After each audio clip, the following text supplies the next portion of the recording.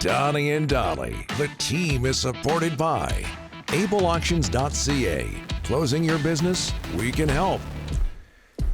Thursday and all of today's guests are brought to you by the Vancouver Giants, celebrating anniversary 2-5. G-Men back at the LEC tomorrow night. They take on Wenatchee, 7 p.m. Sunday, the Hat in town. Puck drop 4. The first 1,500 fans to either game will get a 25th anniversary hat. That's appropriate. Oh, and very with nice. the Hat in town on Sunday. Visit VancouverGiants.com for ticket info and to check out their theme night schedule for this season. Just before we get to John Shannon from the 100% Hockey Podcast, 100% Canucks podcasts, we have this graphic, which has nothing to do with hockey or the Canucks, but this is an indication, or this tells us, what the ratings have been so far, or at least in Game 1, right? Yeah. Game 1 of the ALCS. Over 10 million people, average viewers combined in the U.S. and Canada. And look at those numbers at the bottom, Rick. 5.31 million in the U.S. for that game. Yep. And not far behind, 4.71 million in Canada. And I don't know how many people are aware of this, but the United States, much larger population. Oh, yes. than Canada. Almost 10 times. So surprising numbers. And with that, we bring in John Shannon, co-host of the 100% Hockey Podcast, also known as Mr. Television. Yeah. John, thanks for doing this, sir. How are you? I'm doing great, boys. How are you? So, is the city divided? Seriously, yes. Is it divided? Is it 50-50, though? I don't know if it's 50-50. I think there are more Blue Jays fans than Mariners fans here. But I think a lot of people across Canada, especially in Toronto, I think a little bit surprised through social media just how much Mariners support there is in Vancouver.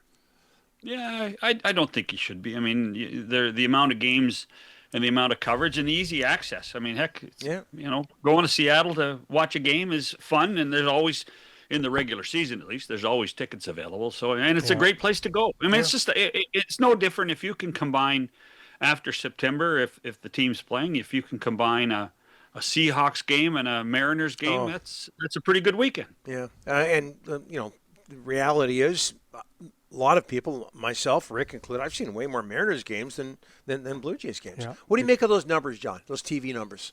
They're so close. Well, I think the number that was on the right-hand side, the 4.71 for Canada, is the one that jumps out. Rogers has done a very good job in promoting this ball club.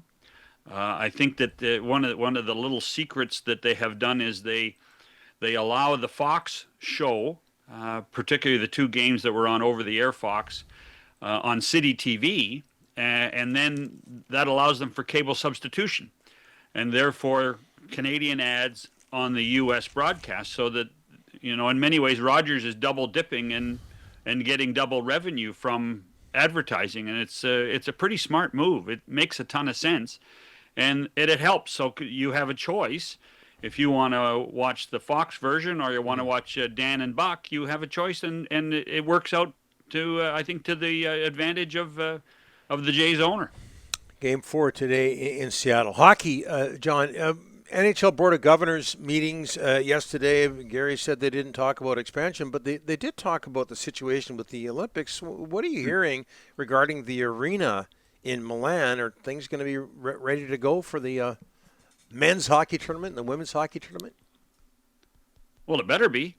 I mean, no kidding. Go outdoors. And listen, this has always been an issue dating all the way back to 1998, is that in many ways the National Hockey League is a guest at the Olympics, and it's, I'm sure, rather frustrating for Gary and the rest of and the owners to see their players be involved, run the risk of injury, and yet the league has little or no say on how things are done. Very frustrating. The one thing we already know is that in the NHL, an ice rink is 200 by 85, and we already know that it's not 200 by 85 in Milan. It's going to be 194 by 85. So there are obviously issues that have come up that the league has absolutely no control over, And I'm sure for Gary, that's very frustrating.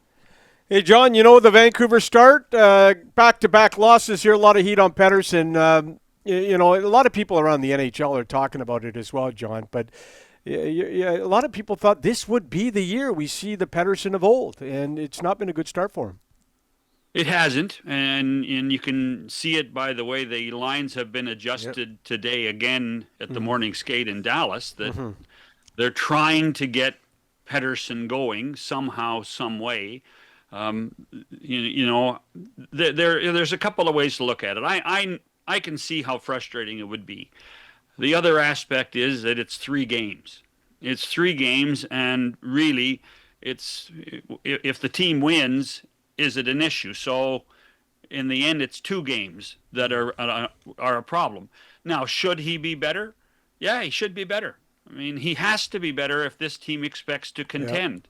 Yeah. I listened to Craig yesterday. I thought Craig was very fair. That the bigger frustration now isn't 2 games. It's 84 games. It's how long has it been since Pettersson has played at the level that a new contract allows him to play or forces him to play, and that's really, I can see, you can understand that frustration. On the other side, because as you guys know, I'm always the cup half full guy. I like the move of Hedl with DeBrusk and Besser. I think there's something there, and I think that giving Philip Hedl a little more opportunity to perform offensively, I think is a positive. Hey, John, Carter Hart and Vegas looks like they're going to get together and do a deal here. What's the reaction going to be? Like, I mean, if it's a Canadian market, I mean, it might be a whole lot more. Maybe it's not in a great hockey market, but your thoughts on Carter Hart and Vegas? Wow. I can understand the frustration of lots of people who were, upset and disappointed of what happened in the London case. At the same time, Carter Hart has the right to earn a living. He was proven not guilty by the judge in London. He has been given extra suspension from the National Hockey League. He can sign as of yesterday, but can't play until December. So you have to weigh those situations.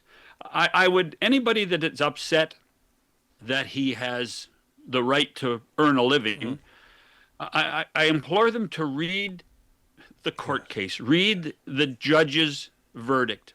I mean, it's not short. You're not going to be able to do it in 2 hours, but read the verdict. Carter Hart has the right to earn a living now. And there are lots of ways to skin this cat, and unfortunately, the people that think that he shouldn't have the right will be very vocal. The people on the other side probably won't say very much, and we'll have to see what happens. So I understand the anger. I don't agree with the anger.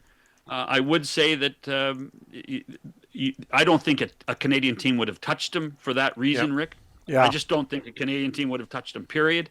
And I do know that Kelly McCrimmon and George McPhee would have given this a ton of discussion, a ton of thought, if in fact he does end up playing for the Golden Knights. Yeah, and we'll see what happens moving forward, John, because at one time he was considered the bright light of Canadian goaltending, and what does that mean for him with the national team? Well, so now Hockey Canada is a different animal, right? Yeah.